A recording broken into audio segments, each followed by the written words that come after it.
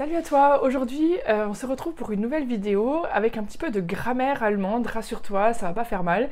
En fait cette vidéo je la fais pour répondre à une question de Nick qui m'a demandé en fait s'il voulait savoir comment bien utiliser les prépositions, particulièrement les prépositions in, an, auf, etc. Il a mis 3 petits points parce qu'effectivement il y a une liste de prépositions.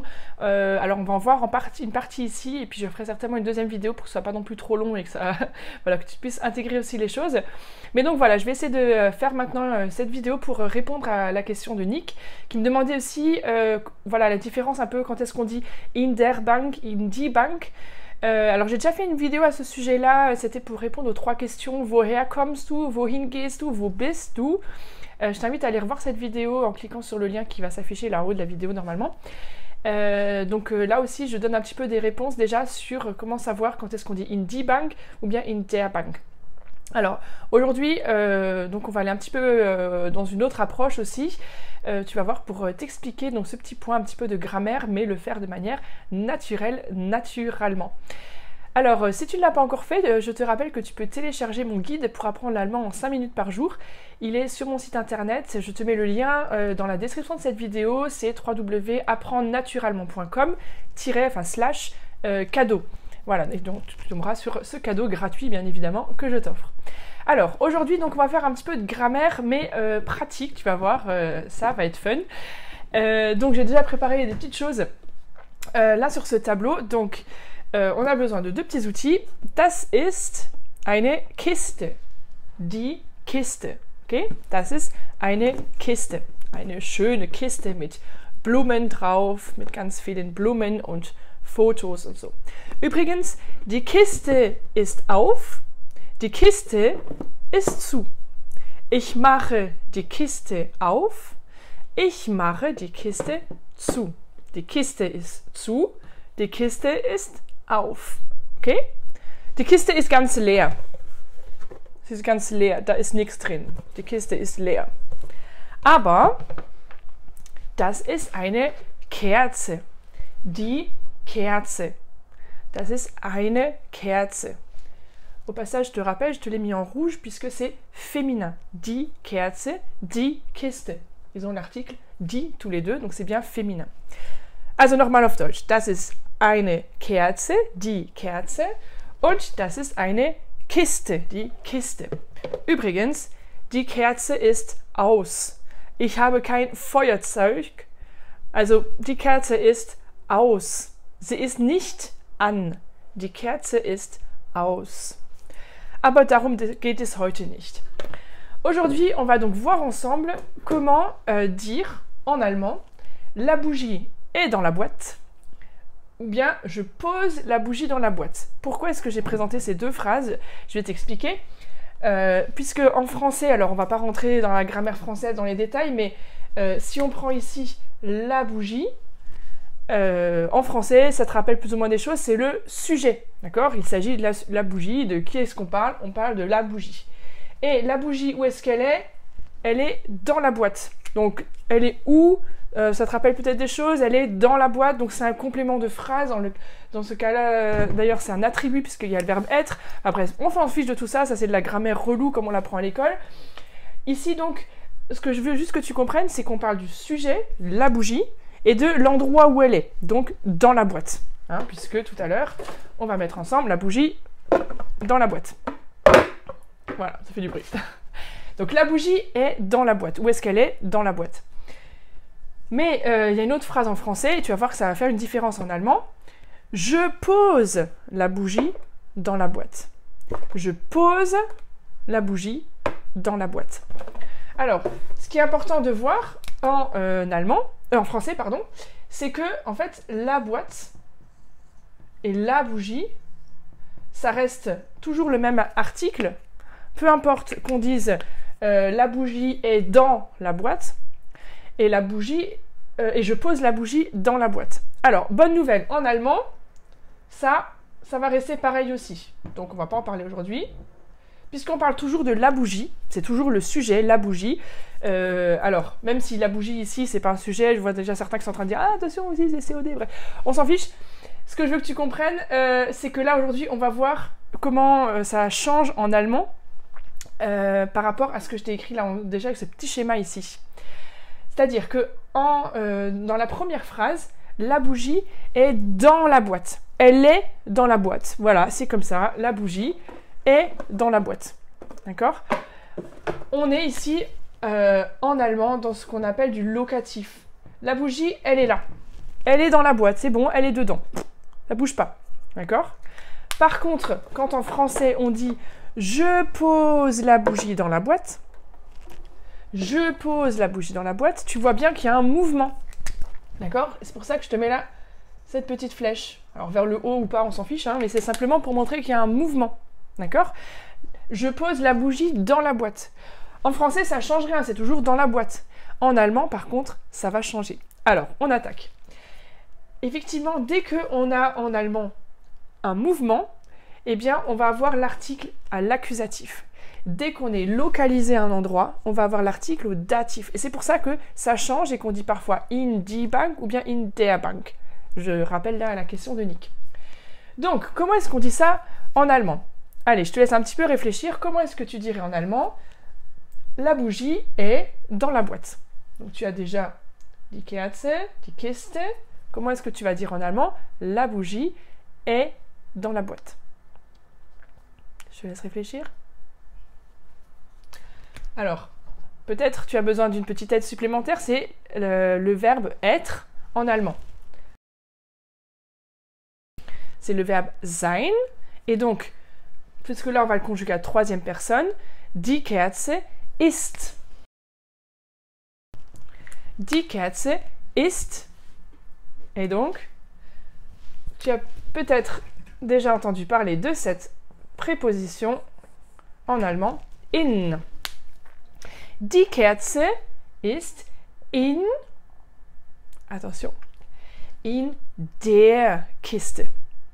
Et pourquoi on ne dit plus in die Kiste, puisque c'est peut-être ça à quoi tu avais pensé au départ, eh bien, puisque là, on dit que la bougie est dans la boîte. Donc, elle y est, elle ne bouge plus, elle est dedans.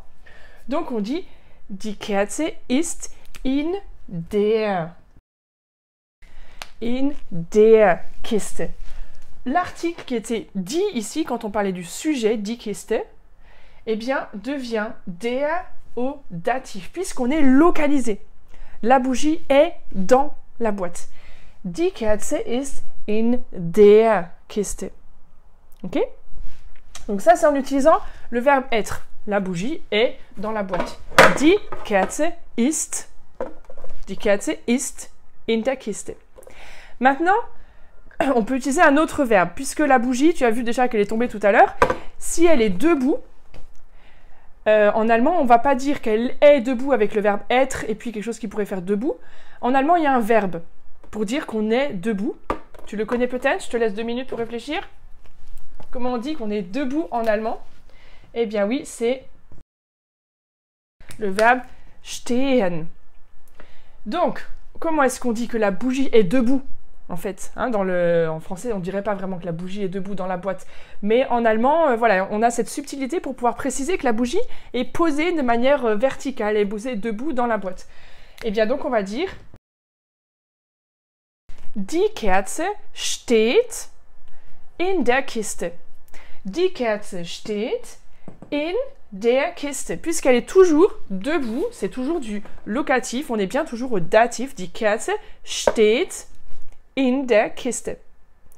Attention, si maintenant, là c'est pour te rajouter encore une petite subtilité, si ma bougie est tombée et donc du coup elle n'est plus debout, mais elle est couchée cette fois-ci, d'accord? Eh bien en allemand, on ne va pas dire elle est couchée avec le verbe être plus autre chose, eh bien on va simplement utiliser un autre verbe. Pendant que je l'écris, je te laisse y réfléchir, voir si tu le connais. Et oui, c'est le verbe liegen. Die Kerze liegt in der Kiste. Die Kerze liegt in der Kiste. Ok? Donc on reprend tout ça. Die Kerze ist, je vais te le remontrer avec l'image. Die Kerze ist in der Kiste. Donc là, elle est dedans, peu importe qu'elle soit debout ou couchée ou pas, on s'en fiche. Die Kerze ist in der Kiste. Die Kerze steht in der Kiste. Die Kerze liegt in der Kiste. tu vois, dans tous ces objets-là, alors, dans toutes ces phrases-là, bien sûr, j'ai bougé la bougie au fur et à mesure pour te bien montrer en fonction du verbe qu'on avait choisi.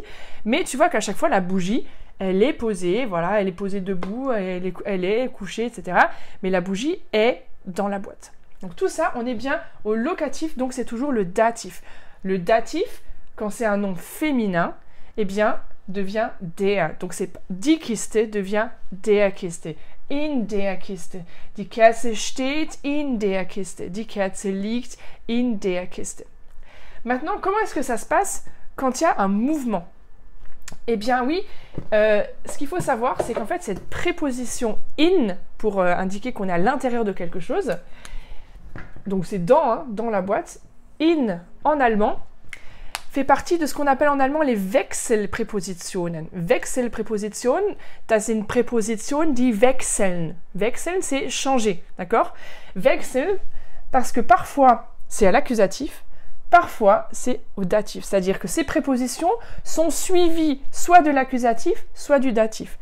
In, c'est suivi de l'accusatif ou du datif. Il y a d'autres prépositions qui sont toujours suivies de l'accusatif ou toujours suivies du datif. Je t'en parlerai dans d'autres vidéos. Mais il y a des propositions comme in, qui était donnée dans l'exemple, dans la question que m'a posée Nick. In est une Wechselpräposition, donc une préposition changeante, on pourrait dire. C'est-à-dire qu'elle va être suivie soit de l'accusatif, soit du datif. Donc il faut bien avoir toujours en tête, est-ce qu'on est localisé à un endroit à ce moment-là? Die Kiste devient der Kiste, parce qu'on est localisé dans la boîte. Ou est-ce qu'il y a un mouvement? Et c'est ce qu'on va voir maintenant. Puisque dès qu'il y a un mouvement, on va être à l'accusatif. Donc, c'est-à-dire, comment est-ce qu'on va dire, par exemple, que je mets la bougie ou je pose la bougie dans la boîte? Comment est-ce que je vais dire ça en allemand? Le mouvement, le fait de poser la bougie, de mettre la bougie dans la boîte. Eh bien, on va utiliser un verbe qui ressemble assez à ce premier verbe ou ce deuxième verbe qu'on a ici, c'est stehen. Donc, stehen, c'est vraiment être debout. Et quand on pose quelque chose et qu'on le pose de manière verticale aussi, on le pose debout, ça se dit pas en français, hein, c'est pour ça qu'il faut vraiment pas traduire de mot à mot, mais c'est pour que tu comprennes le concept. Quand on pose debout, donc il y a un mouvement, eh bien en allemand, on va utiliser le verbe, je te laisse réfléchir pendant que je l'écris. Et voilà, le verbe stellen. Je t'avais dit que ça ressemble à stehen. Stellen, stehen. Et donc là, c'est plus la bougie qui se pose dans la boîte, hein, mais c'est je pose la bougie dans la boîte. Donc du coup, c'est pas la même terminaison de phrase, de verbe. C'est pas le sujet, mais j'en profite quand même pour te le dire, ça rentrera toujours au fur et à mesure. Ici, on a le T puisqu'on était à la troisième personne. Maintenant, c'est ich stelle, donc c'est je, première personne du singulier. Donc on aura toujours des E à la fin du verbe, d'accord? Voilà, c'est juste une petite note au passage. Donc ici, ich stelle die Kerze, ça reste. Ich stelle die Kerze in, et je vais sortir mon stylo rouge. Comment est-ce qu'on dit l'article féminin à l'accusatif? Eh bien, c'est tout simple. Ça reste die. Ich stelle die Kerze in die Kiste. Die Kerze steht in der Kiste.